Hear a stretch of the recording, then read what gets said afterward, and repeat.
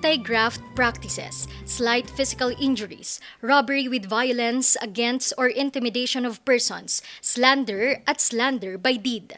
Ito ang mga reklamong isinampa ni Jairus Sibayan laban kay Urdaneta City Mayor Julio Paraino III.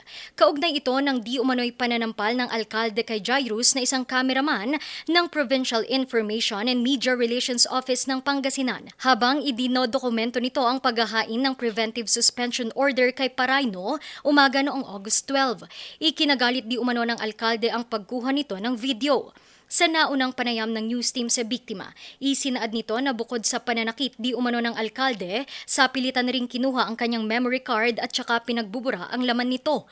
Bukod sa mga nabanggit na reklamo, nagsampa na rin si Sibayan ng administratibong kaso laban kay Mayor Paraino III dahil sa grave misconduct, grave abuse of authority, conduct of unbecoming a public officer, at conduct prejudicial to the interest of public service.